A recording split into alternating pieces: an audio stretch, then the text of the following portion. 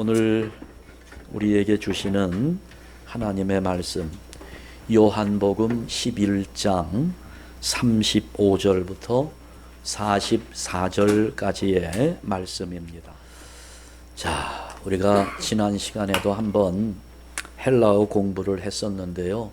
오늘도 헬라어 공부, 복습, 자꾸 반복해야 이게 우리 안에 새겨지고요. 자, 저를 따라서 합니다. 에고 에이미 크리스티아노스. 한 번 더 합니다. 에고 에이미 크리스티아노스. 나는 그리스도인입니다. 어디를 가든지 누구를 만나든지 자신 있게 이것부터 선언하고 들어가게 되면 이 선언이 우리를 믿음 안에서 지켜준다 하는 말씀을 이미 나눈 바가 있고요. 하여간 우리 한샘교회 성도들 이렇게 선언하면서 그리스도인답게 날마다 믿음으로 승리하시기를 바랍니다. 자, 오늘은 우리가 기도에 대한 부분을 함께 나누려고 하는데요. 우리 신앙생활에 있어서 기도하는 거 대단히 중요한 일입니다. 빠뜨릴 수 없고요. 이 기도하는 것이 하나님 앞에서 우리의 신앙을 증명하는 일이 되기 때문에 너무나 중요한 것입니다. 그런데 이 기도에 대한 부분을 우리가 한두 시간에 짧은 말로 다 정리할 수는 없어요. 우선 기도란 과연 무엇인가? 기도를 정의하는 일이 필요하고, 또 우리 기도의 대상은 누구인가? 내가 누구에게 기도하고 있나? 이런 것도 우리가 깨달아야 되고, 기도의 대상이 정해지면 우리가 그 앞에서 기도하는 태도, 우리의 자세, 이러한 것들을 또한 공부해야 됩니다. 그러면서 도대체 기도의 내용은 무엇일까? 무엇을 기도해야 되는가? 이런 것도 알아야 되고, 그 기도가 어떤 능력을 나타내는가? 기도의 응답, 그런 부분들, 그러면서 또 기도의 형태, 기도의 방법, 개인 기도나 합심 기도, 또 묵상 기도도 있고, 또 부르짖는 기도도 있고, 종류가 많지요. 그래, 이런 부분들을 우리가 좀 다 알고 하나님 앞에 서야 될 텐데, 이걸 다 다룰 수는 없습니다. 오늘은 한 가지, 기도의 동기를 살펴보려고 합니다. 왜 기도하는가 하는 부분입니다. 기도의 이유랄까요? 그게 이제 제목에 표현되어 있어요. 사랑 때문에 기도하는 것입니다. 오늘의 결론이 제목으로 되어 있어요. 잘 기억해 두시면서 우리 함께 말씀을 나누기 원합니다. 어렸을 때 친구들과 그런 문제들을 내고 답을 찾아내려고 애쓴 적이 있는데요. 계란이 먼저냐, 닭이 먼저냐, 이거 가지고 다투기도 많이 다투었고 그랬습니다. 어때요, 여러분? 계란이 먼저일까요? 닭이 먼저일까요?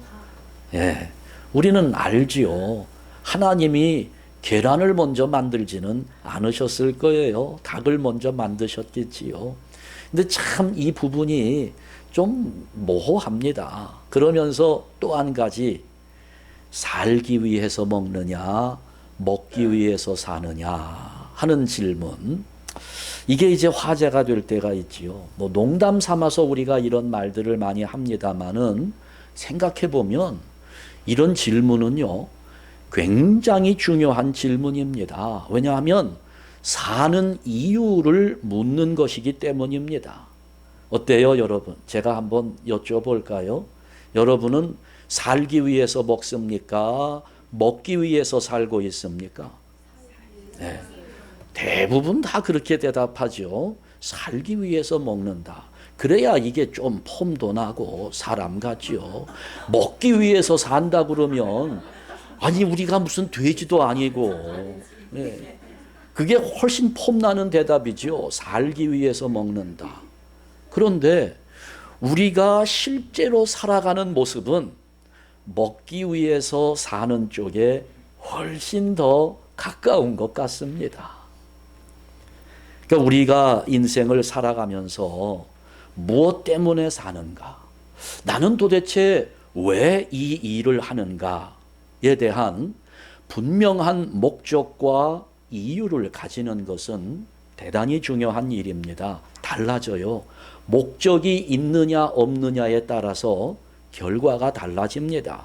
그 이유가 무엇이냐에 따라서 전혀 다른 인생이 될 수도 있는 겁니다. 우리가 알잖아요. 똑같은 일을 저질렀어도 그 동기가 무엇이냐에 따라서 죄인이 되기도 하고 또 그렇지 않을 수도 있습니다.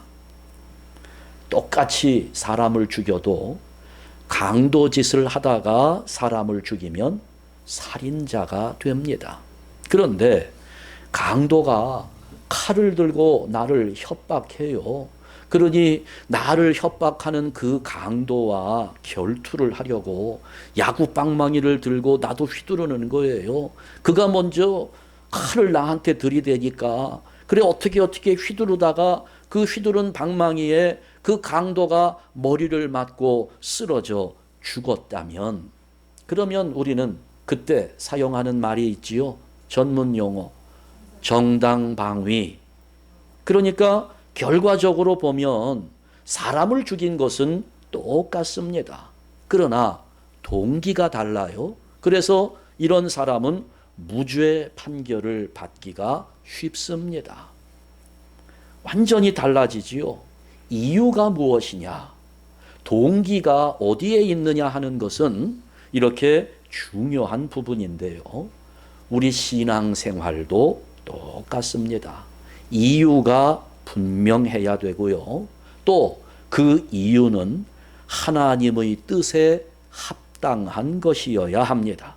우리가 예배를 드리는 것도 기도를 하는 것도 이게 예배의 목적이 확실해야 되고 기도의 이유가 분명해야 되는데, 더 나아가서 그 목적과 이유가 하나님께서 보실 때 기뻐하실 만한 것이 되어야 한다는 겁니다. 그래야 우리의 예배가 하나님께 상달되게 되고, 그랬을 때 우리의 기도에 하나님은 응답해 주시기를 기뻐하는 겁니다. 오늘 우리가 본문을 읽었습니다. 예수님께서 기도하는 장면이 나옵니다. 예수님의 능력 있는 기도를 보는 겁니다. 나사로를 다시 살리시는 현장인데요. 이미 죽은 지가 나흘이 되었습니다. 4일이나 되었어요. 그러니까 그 시신이 벌써 부패하면서 냄새가 나고 있습니다. 그런데 그렇게 시신이 썩어 들어가고 있는 상태에서 예수님께서는 그 나사로를 다시 살려내는 기도를 드리고 있습니다. 그야말로 능력 있는 기도 아니겠어요? 저는 정말 이런 기도 한번 해보고 싶어요. 제가 기도하면 머리 아픈 사람들 금방 깨끗해지고, 암에 걸린 사람도 그냥 그 자리에서 불의 역사가 일어나면서 그냥 건강해지고, 사업이 잘 안 돼가지고 어려운 분들, 그런 분을 위해서 내가 한번 딱 기도해주면 그날부터 갑자기 그냥 사업이 불처럼 일어나고, 저도 그런 기도 한번 해보고 싶은데 예수님의 기도가 그런 기도였다는 겁니다. 그러면 예수님께서 이렇게 능력 있는 기도를 할 수 있는 비결은 어디에 있을까?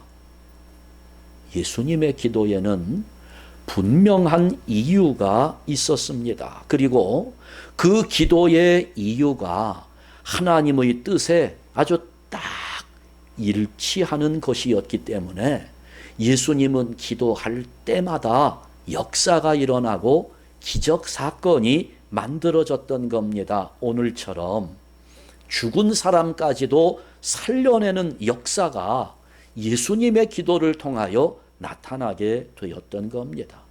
그러면 오늘 우리가 관심을 가져야 될 부분이 여기에 있는 거죠. 예수님은 무엇 때문에 기도하셨는가? 우리가 깨달아야 될 아주 중요한 비밀입니다. 첫 번째, 예수님은 사랑 때문에 기도하셨다는 것입니다. 예수님께서 기도하신 이유는 사랑 때문이었습니다.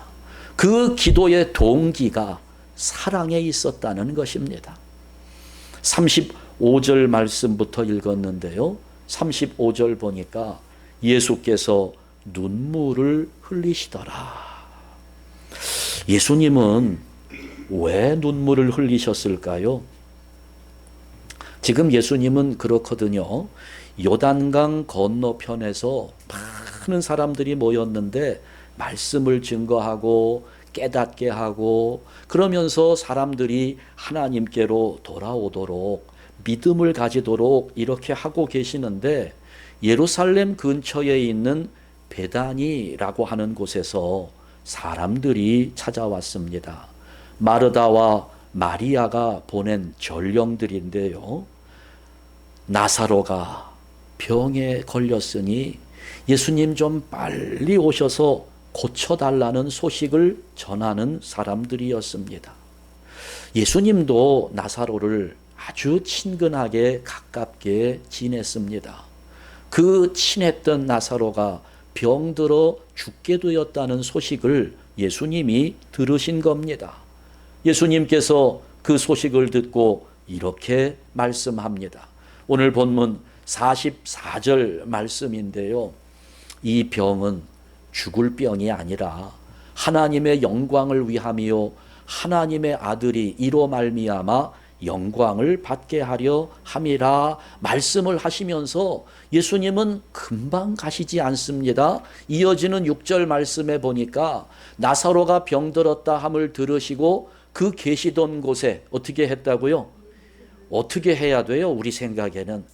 아니 소식을 들었어요. 병에 걸렸답니다. 다 죽어간대요. 그러면 우리 같으면 어떻게 합니까? 만사를 제쳐놓고 빨리 가셔야 되는데 지금 예수님은 이틀을 더 기다리셨다가 출발합니다.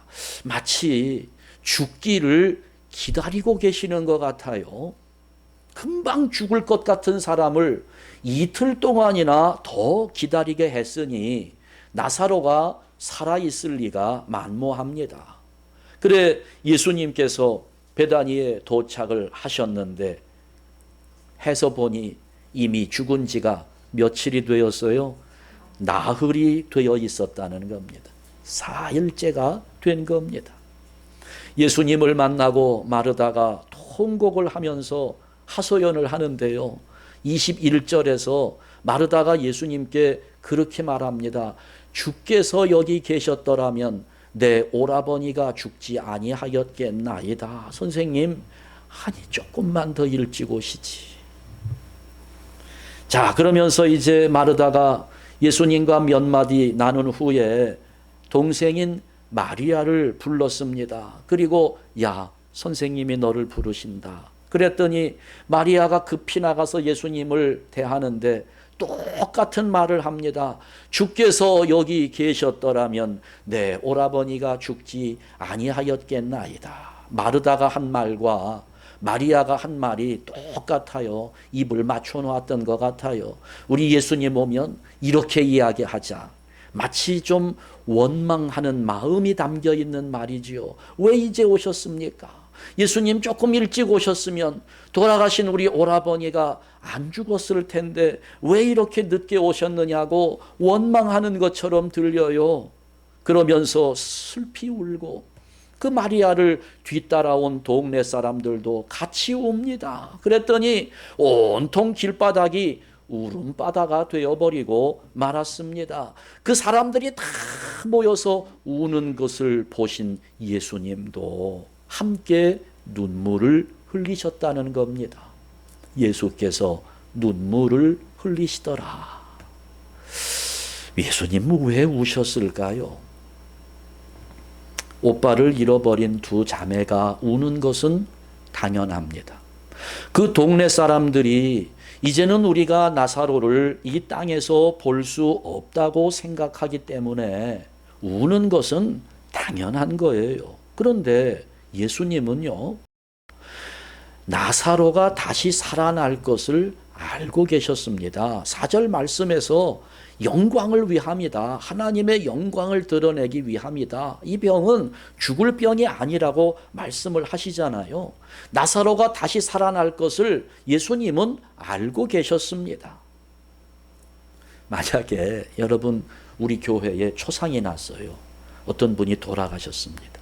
그런데 돌아가신 그분, 안타까운 마음에 제가 하나님께 기도를 했더니 하나님이 그런 응답을 주시는 거예요. 야, 그 사람이 죽었지만 네가 가서 기도하면 다시 살아날 거야. 하나님이 저한테 만약에 그런 약속을 주셨다면 여러분, 제가 그 돌아가신 분 집에 가서 울 것 같습니까? 안 울 것 같습니까? 네? 안 울 것 같지요? 저는 안 울 거예요. 울지 않을 겁니다. 왜요?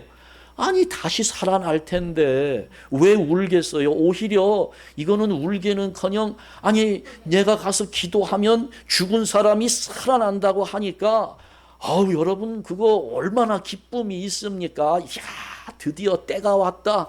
사람들 앞에 나의 능력을 보여줄 때가 오지 않았느냐. 기쁜 마음에 그냥 달려갈 것 같아요. 다시 그분이 살아날 것을 상상하면서 얼마나 기뻐하겠습니까? 죽었던 사람이 다시 살아날 때 그 사람들이 놀라는 모습과 그 사람들이 반응할 것들을 생각하면서 이게 조상집에 가면서도 마음은 어때요? 휘파람이라도 불고 싶은 그런 마음 아니겠습니까? 다시 살려주신다는데 하나님이. 그런데 예수님은 다시 살아날 것을 알고 계시는데 왜 우셨느냐는 말이죠. 왜 눈물을 흘리셨을까요?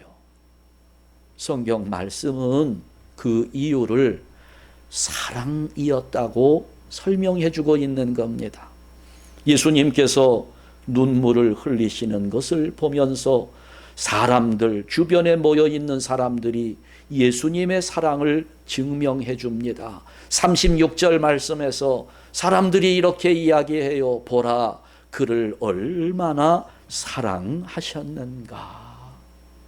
예수님께서 눈물을 흘리신 것, 예수님께서 우신 것은 사랑이 그 이유였습니다.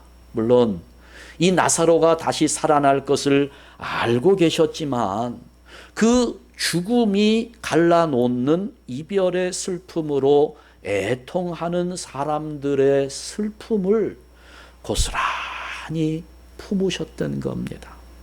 여러분, 이것이 사랑입니다. 슬픔은 슬픔대로, 기쁨은 기쁨 그대로 전달되는 것이 사랑이에요. 똑같은 무게와 분량으로 슬픔과 기쁨을 나눌 수 있는 것이 사랑입니다. 그 사랑을 가지고 무덤 앞에서 예수님은 기도하는 겁니다. 41절, 42절 말씀에서 그 예수님 기도의 내용이 나와요. 예수께서 눈을 들어 우러러 보시고 이르시되 아버지여, 내 말을 들으신 것을 감사하나이다. 항상 내 말을 들으시는 줄을 내가 알았나이다. 그러나 이 말씀 하옵는 것은 둘러선 무리를 위함이니 곧 아버지께서 나를 보내신 것을 그들로 믿게 하려 함이니이다. 이렇게 말씀하시면서 기도하시고 큰 소리로 무덤 앞에서 나사로야 나오라 이렇게 부르시니까 죽어 나흘이 지나 냄새가 나는 나사로가 수족을 배로 동인 채로, 이거 수위도 풀지 않은 채로 그대로 걸어 나오는 겁니다. 그랬을 때 예수님께서 나사로의 부활을 선언합니다. 44절 말씀에서 풀어놓아 다니게 하라 말씀하는 거예요. 살아났다는 거지요. 부활했다는 것입니다. 여러분, 이렇게 예수님의 기도 이유는 오직 사랑 때문이었다는 겁니다. 언제나 그랬어요. 예수님은 항상 그랬습니다. 병자들을 보시면 그 병자들을 불쌍히 여기시면서 사랑하는 마음으로 그들에게 다가가는 겁니다. 그러니 예수님께서 가시는 곳에는 언제나 능력이 나타나는 거예요.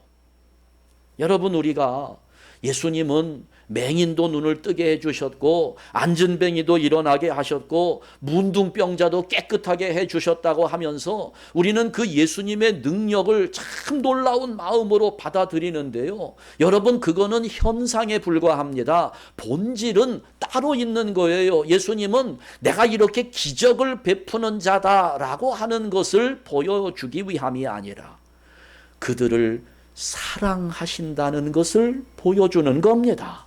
그러니까 여러분, 우리가 예수님 기적 사건을 보면서 그 기적의 마음을 빼앗기면 안 돼요. 그렇게 눈먼 맹인이라도 사랑하시는 예수님을 보아야 하는 것입니다. 절름발이를 사랑하시고 문둥병자라도 가까이 다가설 수 없는 지저분한 환자라 할지라도 예수님은 사랑하시고 그들을 끌어안으셨다고 하는 예수님의 사랑에 초점을 맞추어야 하는 겁니다. 왜 예수님이 세리와 창기들을 가까이 하시고 왜 예수님이 그들과 함께 식사를 합니까? 할 수 있느냐 없느냐, 율법에 맞느냐 안 맞느냐, 이런 거 따질 계제가 없어요. 본질은 그들까지도 예수님은 사랑하셨다는 것입니다. 그러니 그 예수님의 사랑은 지금도 우리에게 이어지고 있는 겁니다. 영적으로 맹인과 같은 우리이지만, 영적으로 문둥병자와 같은 우리들이지만, 세리와 창기보다도 더 지저분하고 더러운 죄인된 우리들이지만 여전히 예수님은 우리들을 사랑하시고 다가오셔서 우리들을 안아주신다는 것입니다. 우리는 이 예수님의 사랑을 깨닫고 이 예수님의 사랑, 예수님은 행하는 모든 일들이 언제나 사랑 때문이었다는 사실을 알아야 하는 겁니다. 여러분, 사랑이 이유가 되는 기도는 하나님께서 반드시 응답하신다는 사실을 믿으시기 바랍니다. 그렇기 때문에 오늘 우리가 두 번째로 깨달아야 할 부분은 예수님께서 기도하신 동기를 알게 되었으니까 예수님의 기도 이유에서 기도하는 것도 죄가 될 수 있다는 것을 인정해야 합니다. 저 목사가 이단하냐? 기도하는 것이 과연 죄가 될 수 있을까요? 어리둥절하시지요. 다들 눈이 지금 동그래지셨네. 저 목사가 어디 가서 또 사이비 이단에 가서 배워왔나 생각하실 수 있겠습니다만은, 기도하는 것도요, 동기를 잘 따져보면 죄가 될 수 있습니다. 우리는 죄에 대한 범주를 말과 행실을 중심으로 생각합니다. 그러나 예수님은 죄를 우리의 마음속까지 확장시켜 놓으셨습니다. 꼭 내가 그 사람을 죽여서 살인자가 되는 것이 아니라 누구든지 형제를 미워하는 마음을 갖는다면 이미 살인하였느니라 말씀하시거든요. 누구든지 마음의 음욕만 품어도 이미 간음했다고 말씀하셨습니다. 예수님은 우리의 마음의 생각까지도 죄로 규정하고 계시는 겁니다. 그렇다면 오늘 우리 신앙 행위에도 죄가 있을 수 있다는 것을 알아야 합니다. 기도는 하나님과 나와의 관계에 있어서 가장 선한 믿음의 증거입니다. 여러분, 이 기도라고 하는 것은 하나님과 내가 지금 교통하고 있다는 것을 드러내기 때문에 내가 하나님의 자녀라는 것을 가장 확실하게 드러낼 수 있는 증거가 됩니다. 그런데 그 기도도 죄가 될 수 있다는 거예요.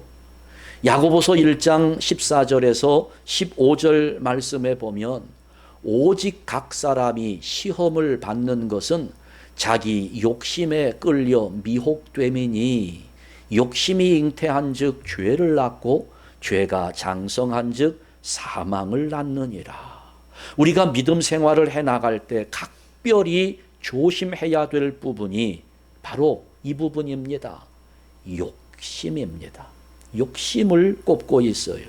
그러니까 우리가 신앙생활을 아무리 열심히 해도 욕심을 품으면 그것이 죄를 짓게 하고 그 죄는 결국 사망을 가져오게 되어 있습니다. 여러분, 오늘 우리가 무엇 때문에 기도하는가? 욕심 때문에 기도하는 사람들이 얼마나 많은지 모릅니다. 욕심을 버려야 합니다. 하나님 앞에서 나를 위한 이기적인 마음들, 이거 다 버려야 합니다.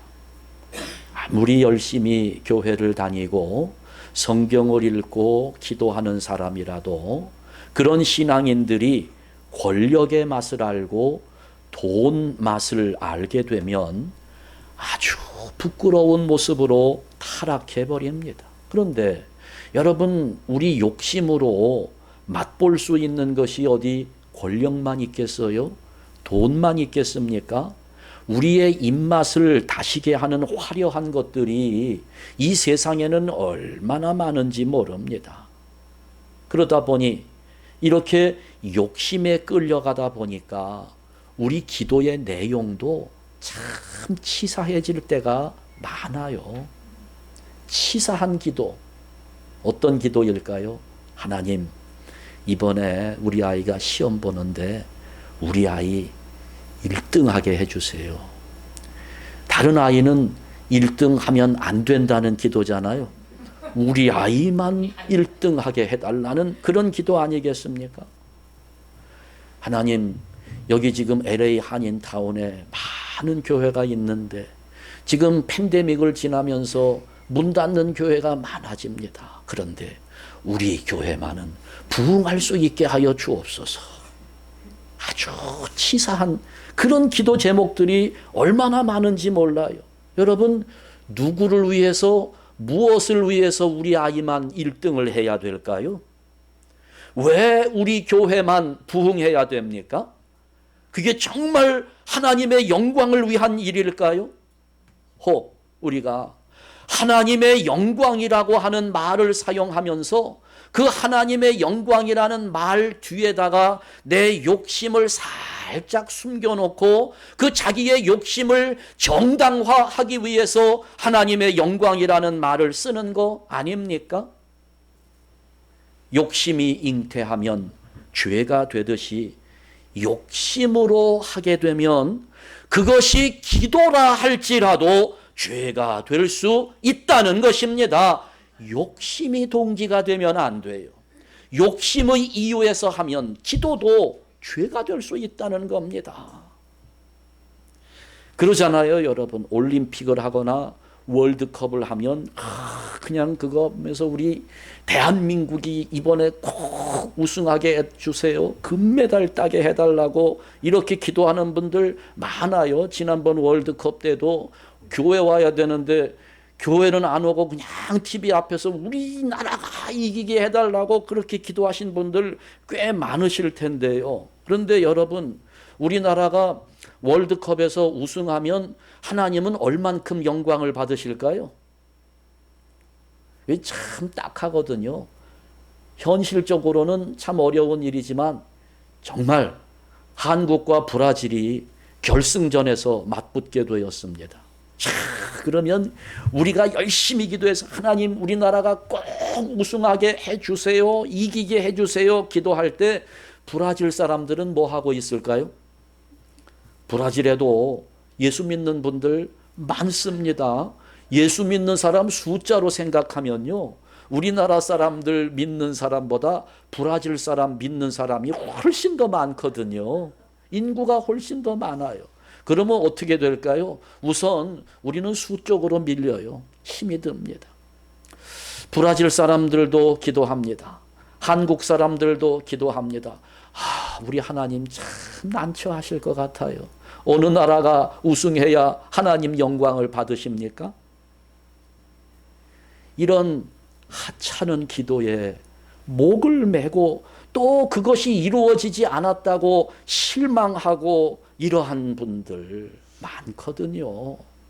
여러분, 기도할 때마다 내가 왜 기도하고 있는지, 무엇 때문에 기도하고 있는지를 반드시 살펴보아야 합니다.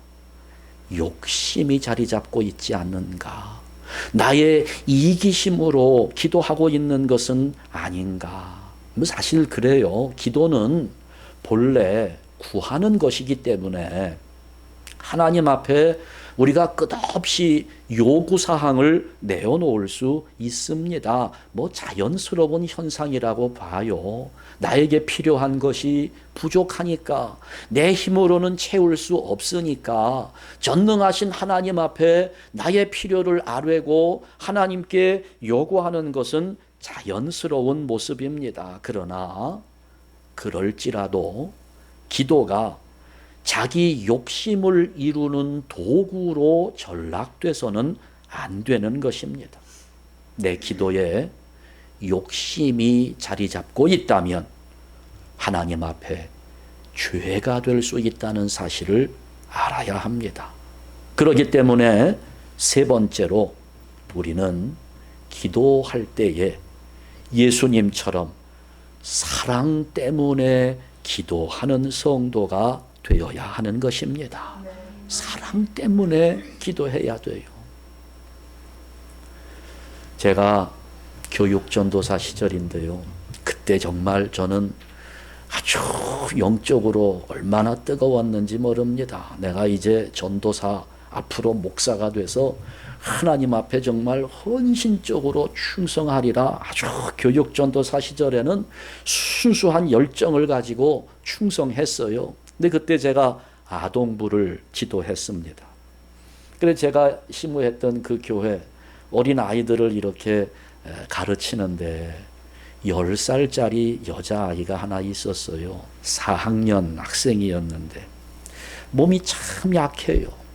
간이 나쁘답니다. 선천적으로 간이 나빠서 아주 고생을 많이 해요. 그래 그 아이를 위해서 제가 열심히 기도를 해왔는데, 그때 제가 있던 그 교회가 일명 달동네에 있는 교회였습니다. 지금은 많이 개발이 됐을 텐데 서울에 종로구 숭인동, 그 다음에 성북구 보문동이 함께 경계가 되는 그 지역이에요. 한 5식구, 6식구가 사는데 앉아서 발도 제대로 뻗기 어려운 단칸방에서 5, 6식구들이 함께 사는 달동네 교회였습니다. 이 아이도 참 어렵게 살아요. 병원에도 잘 가지 못합니다. 너무너무 불쌍해요. 자, 그런데 이 아이가 어느 주일에 교회를 오지 않았습니다. 많이 아픈가 싶어서 제가 선생님들 몇 분 모시고 신방을 갔더니 이 아이가 누워 있는데 간이 안 좋으니까 이 배가 폴록 나와 있어요. 복수가 차서 그렇답니다. 숨도 제대로 쉬지 못해요. 그냥 숨을 가쁘게 내쉬는 그 모습을 보는데 마음에서 홀컥 뭐가 올라와요. 그러지 않아도 너무 불쌍한 아이인데 이게 간이 나빠서 복수가 차고 숨도 제대로 쉬지 못하는 것을 보는 순간 눈물이 활칵 쏟아집니다. 그러면서 마음속에 그런 고백이 나와요. 하나님, 내가 이 아이를 가르치는데 이 아이를 하나님 내가 정말 사랑합니다 하는 고백이 나오더라고요. 들어가 앉아 있는데 해줄 말도 별로 없어요. 그냥 눈물만 나와요. 하나님 사랑합니다. 이 아이 사랑합니다 하면서 그 아이를 부둥켜 안고 우리 함께 기도하자 하고, 제가 그때 뭐라고 기도했는지 기억은 나지 않습니다. 하여튼 성령님 인도하시는 대로 그냥 눈물을 뿌리면서 그 아이를 끌어안고 기도했어요. 아니 그 이후로 이 아이가 건강해지는 거예요. 중학교도 가고 고등학교도 가고. 그러니까 그때만 해도 저는 제 안에 사랑이 있었다는 것을 얼마나 감사한지 몰라. 그런데 이게 목사가 돼서 부목사, 담임 목사, 조금 큰 교회 목사가 되다 보니까 그런 마음이 사라져요.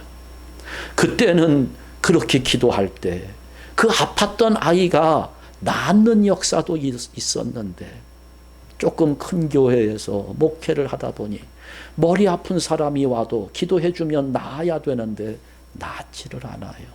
역사가 일어나지 않습니다. 그래 여러분들이 저를 위해서 기도 많이 해주셔야 됩니다. 우리 교회 이순한 목사, 우리 성도들을 정말 사랑하는 목사, 저 목사의 마음에는 사랑으로 가득 채워지게 해 주옵소서라고 여러분들이 기도해야 돼요. 그러면 혜택은 제가 볼까요? 여러분이 볼까요? 여러분에게 혜택이 갑니다. 저뿐만 아니라 여러분도 마찬가지예요.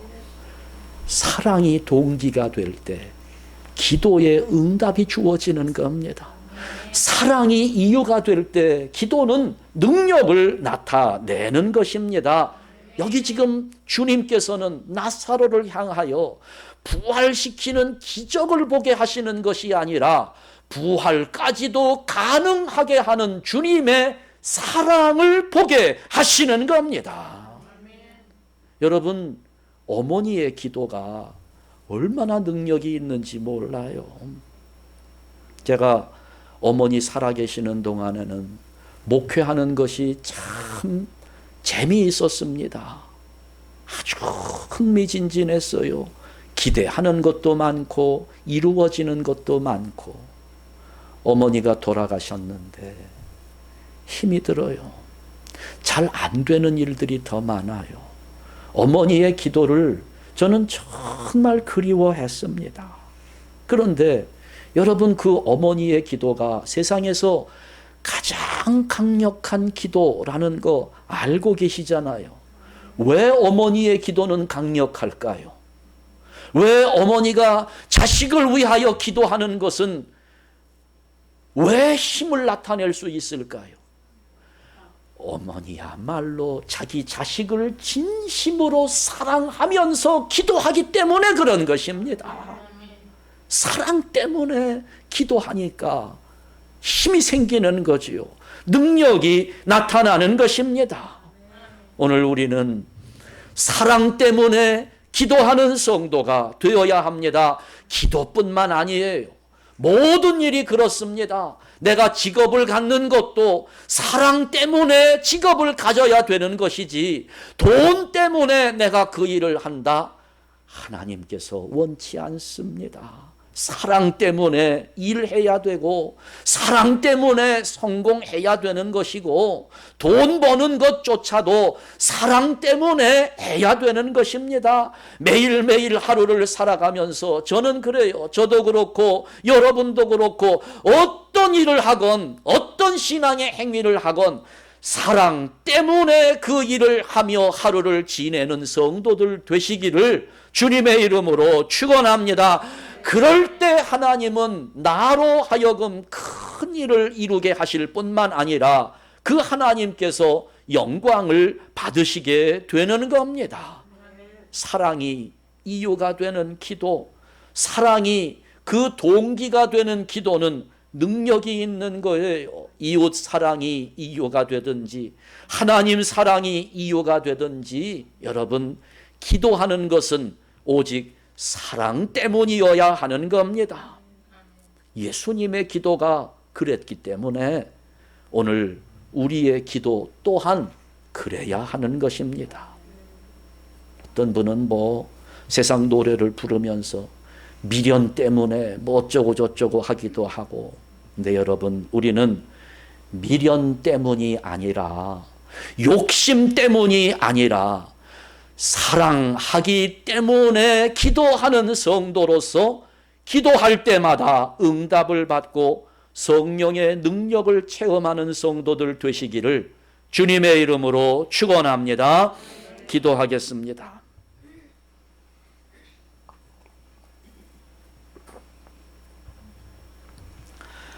하나님 아버지, 오늘 예수님께서 아버지께 기도하는 것을 보았습니다.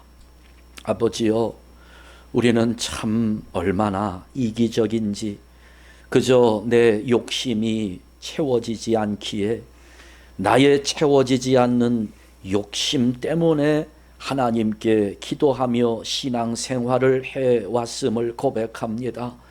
부끄럽습니다. 하나님, 그동안 우리 기도의 내용이 얼마나 치사하게 드러났는지.